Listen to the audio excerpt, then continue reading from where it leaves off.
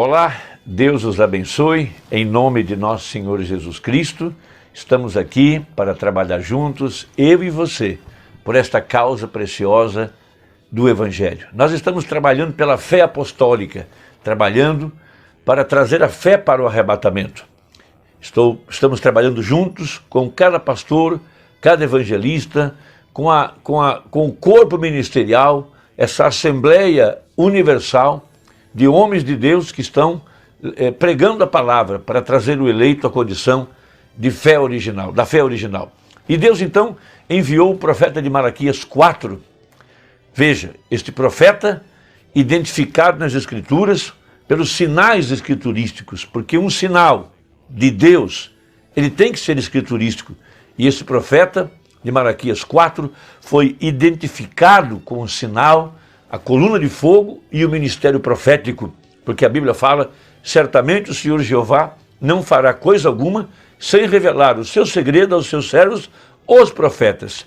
E então, quando aquele profeta se levanta e ele profetiza, o assim diz o Senhor, aquela profecia tem que se cumprir exatamente da forma que foi pronunciada.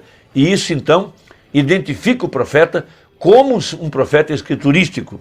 A Bíblia fala que quando um profeta profetiza e aquilo acontece, então Deus está com aquele homem e a gente então tem que ouvir a voz daquele profeta. Então, toda vez que Deus envia um sinal, ele vem acompanhado de uma voz, porque o sinal é para atrair o povo para a voz. O sinal não é mais importante, mas a voz é importante, a palavra. Então, quando Deus enviou Moisés, Moisés foi totalmente identificado pelo pilar de fogo, aquela sarça ardente que apareceu para ele, o pilar de fogo, o comissionou. Então ele desceu ao Egito, com aquele sinal escriturístico de tomar aquela vara e lançá-la no chão, e ela se transformaria numa serpente. Ele a pegaria pela cauda e a serpente se tornaria numa vara. E por trás daquele sinal haveria uma voz. E depois então ele colocaria a mão no seio e tiraria para fora. Aquilo era um sinal. Veja, quando ele botava e tirava, ficava leprosa. Ele botava de novo e tirava e estava sadia. Era um sinal e tinha uma voz por trás. Então havia um terceiro sinal. Foi que ele deveria tomar as águas do Nilo e transformá-la em sangue. Aquilo era um sinal de julgamento sobre o Egito, caso eles rejeitassem a palavra. Então o Egito rejeitou a voz. E Deus então trouxe o julgamento sobre todos os deuses do Egito. Então Moisés foi identificado por esses sinais, e atrás do sinal havia uma voz. E o mais importante era a voz. E isso tudo está acontecendo aqui no tempo do fim. Deus envia o profeta de Malaquias 4, de acordo com a profecia, sendo um profeta, tem visões, veja, e essas visões são vindicadas, porque é o assim diz o Senhor. Mas também Deus enviou sobre esse profeta o pilar de fogo, a mesma coluna de fogo que Saulo viu no caminho para Damasco, e a mesma coluna de fogo que Moisés viu no deserto, e ele foi identificado. E essa coluna de fogo, quando ela apareceu, veja, junto com o sinal profético, foi para mostrar que o profeta estava pronto para falar a mensagem, para que o povo ouvisse a mensagem. E a mensagem do sétimo anjo, aqui no tempo do fim, foi para tirar a igreja dos seus credos religiosos, dos dogmas, da confusão religiosa, porque Babilônia é morte. Então Deus está chamando o seu povo para fora das denominações, para fora da confusão religiosa, para trazê-lo de volta à palavra original, porque somente na palavra é que há vida. Veja, a vida está na palavra. Jesus disse, minhas palavras são espírito e vida. Então, a voz, o pilar de fogo, veja, os sinais identificam o profeta para este dia. Veja, e agora nós temos a seguinte escritura em Êxodo capítulo 4, a partir do versículo 1, Êxodo 4. Então respondeu Moisés e disse, mas eis que me não crerão, nem ouvirão a minha voz, porque dirão, o Senhor não te apareceu. E o Senhor disse-lhe, que é isso na tua mão? Ele disse, uma vara. E ele disse, lança-a na terra. E ele a lançou na terra e tornou-se em cobra. E Moisés fugiu dela. Então disse o Senhor a Moisés: estende a tua mão e pega-lhe pela cauda. E estendeu sua mão e pegou-lhe pela cauda, e tornou-se em vara na sua mão, para que creiam que te apareceu o Senhor, Deus de seus pais, o Deus de Abraão, o Deus de Isaque e o Deus de Jacó. E disse-lhe mais o Senhor: mete agora a tua mão no teu seio. E tirando-a, eis que a sua mão estava leprosa, branca como a neve. E disse: torna a meter a tua mão no teu seio. E tornou a meter a sua mão no seu seio. Depois tirou-a do seu seio, e eis que se tornara como a sua outra carne.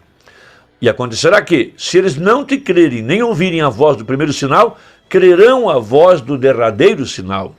E se acontecer que ainda não creiam a esses dois sinais, nem ouçam tua voz, tomarás das águas do rio, e as derramarás na terra seca, e as águas que tomares do rio tornar-se-ão em sangue sobre a terra seca.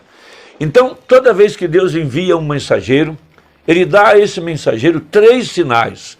Veja, aqui estava Moisés, dominando a serpente, depois dominando a lepra, e por fim trazendo o julgamento, quando as águas se tornarem sangue. Da mesma forma, Deus tem trazido o profeta de Malaquias 4, identificando ele através do assim diz o Senhor, identificando-o através do pilar de fogo. Mas a última identificação foi quando ele tomou aquela pedra, lá no Quênio Sabino, em 1964, e a jogou para o ar. Esse foi o 3º sinal. E ele disse: o juízo já começou. E depois disso, então, o Alasca quase afundou com um grande terremoto. E os cientistas dizem que aquele terremoto foi a mãe, ou aquela que deu origem a todos os demais terremotos. E agora nós estamos exatamente dentro da identificação do 3º sinal. O primeiro e o 2º sinal trouxeram maravilhas no meio do povo, curas, libertações, ressurreição e assim por diante. Mas, quando o povo rejeitou a voz, rejeitou a mensagem, então veio o 3º sinal. E agora nós estamos bem debaixo de uma pandemia. A terra está gemendo, vulcões por toda parte. Veja, terremotos, pragas, crise econômica, corrupção, pecado generalizado, os dias de Sodoma e de Gomorra. Veja, a voz foi rejeitada. A voz é a palavra para tirar o povo da confusão religiosa, dos credos, dos dogmas, das interpretações falsas, dos mandamentos de homens, e trazê-los à expiação original, que é crer na palavra da hora. Então, o profeta, na mensagem A Voz do Sinal, falando a respeito desse tema, ele disse: observe, após seu sinal ter se manifestado, parágrafo 41, a seguir, então ele escreveu as cartas: a natureza da vinda será a mesma, não será um grupo, será um homem. Deus nunca tratou de nenhuma outra maneira, a não ser com um homem, um profeta. Agora, Elias não era um grupo, João Batista não era um grupo, eles eram um indivíduo. Malaquias 4, ele diz, lá não diz eu enviarei um grupo, ele diz eu enviarei Elias. A palavra não pode ser mudada. Agora observe, o sinal do tempo do fim e a voz virão na ordem da Escritura, como foi prometido. Queremos saber o que será o sinal do fim? Jesus disse em Mateus 24 e 25, disse-nos também em Apocalipse, todo o caminho desde o 6, o primeiro absolutamente, até o capítulo 10, então ele vem no capítulo 19, o milênio se estabelece na sua vinda, cavalgando sobre um cavalo branco. O sinal do tempo do fim. Agora veja, 42, agora observe a voz do sinal. Agora, Jesus, em Lucas 17:30, prometeu o sinal do tempo do fim. O último sinal foi Deus manifestado em um corpo humano que pôde discernir os pensamentos que estavam na mente de Sara, na tenda, atrás dela. Isso é o que ele disse. Esse é o sinal que ele prometeu no fim. Veja, que disse ele que isso seria? Isso seria conhecido nos últimos dias, quando o Filho do Homem será revelado. Quando o Filho do Homem é revelado, esse será o sinal através do qual ele será revelado. Agora, veja se não diz isso, certamente. Agora, poderia você dizer que, não, isso será algo diferente. Não, isso será a construção de um grande edifício, um grande isso, aquilo outro. Ou o concílio ecumênico. Ou não, isso está muito fora. Isso está do outro lado. Então, contra o que Deus disse, o que ele faria? Ele enviou o último sinal. Esse sinal foi o sinal profético. Para fazer o quê? Qual é o objetivo da voz? Ou qual foi o objetivo da voz? Foi tirar a igreja para fora. Apocalipse 18, verso 4. Lá diz, sai dela, povo meu, para que não sejas participante dos seus pecados e não incorras em suas pragas. Tivemos a primeira puxada, um grande sinal. Tivemos a segunda puxada, outro sinal, Hebreus 4, 12. Mas o terceiro foi a abertura da palavra, a revelação da palavra, para tirar todos os credos, todos os dogmas, todas as interpretações e trazer o povo de Deus de volta à fé original. Para isso foi enviada a voz, para tirar a igreja do erro denominacional, do nicolaísmo, do farisaísmo, do jezabelismo, de todas as interpretações e trazer o povo de volta à fé apostólica, a verdadeira palavra, o verdadeiro pão, a verdadeira água da vida. Então ele enviou o sinal profético, o assim diz o Senhor, enviou o pilar de fogo. Veja, ele não vai aparecer mais. Não haverá outra vez uma vindicação sobre um profeta. Não há mais profetas. Malaquias 4 é o último. Veja, aquele anjo que veio a Abraão. Abraão o chamou de Deus. Agora, logo a seguir veio a voz. A voz foi a mensagem, foi a abertura da palavra, foram os mistérios sendo revelados para nos tirar da confusão religiosa. Porque quando se injeta qualquer coisa na palavra ou se tira qualquer coisa dela, isso é morte.